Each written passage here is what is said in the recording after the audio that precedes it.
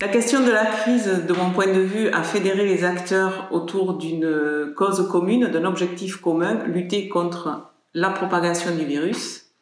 Et cette crise a favorisé la communication interprofessionnelle et intersectorielle, que ce soit le secteur sanitaire, social ou médico-social.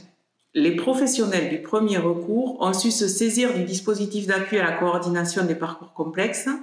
Nous avons rempli nos missions d'information et d'orientation ainsi que nos missions d'appui aux professionnels en difficulté pour faire face aux situations complexes en lien avec la crise du Covid.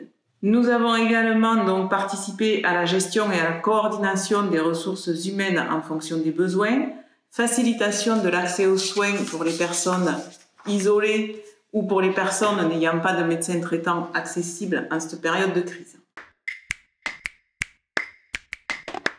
De mon point de vue, la complexité en santé, c'est une association de plusieurs facteurs. Tout d'abord, une personne qui présente une maladie chronique associée à une altération de la santé mentale, que ce soit des troubles psychologiques, psychiatriques ou autres troubles mentaux, dans un contexte social précaire et où une problématique de prise en charge par manque de professionnels sur le territoire, que ce soit des professionnels médicaux ou paramédicaux, notamment dans certaines zones géographiques au niveau du territoire lotois. C'est ce que j'ai pu relever et qui fait donc cette complexité en santé.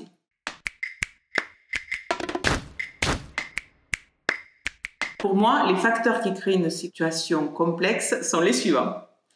La précarité, l'isolement géographique ou l'absence de proches aidants, la difficulté à avoir accès à un médecin traitant ou un médecin généraliste par manque de professionnels sur certains territoires, donc la répartition des professionnels sur les territoires, les troubles de santé mentale, les capacités de décision qui peuvent être altérées chez certaines personnes et également des personnes porteuses de handicap.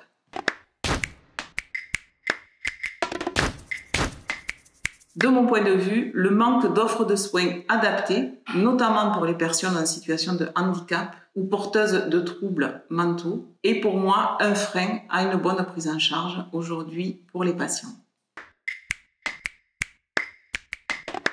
Un dispositif d'appui à la coordination doit permettre de répondre à toute situation complexe, quel que soit l'âge, la pathologie, le handicap, le secteur géographique, d'où réside la personne et quel que soit le lieu de vie.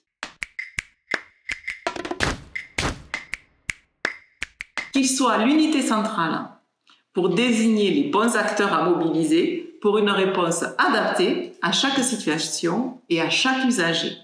Donc qu'il regroupe les compétences des secteurs sanitaire, social et médico-social.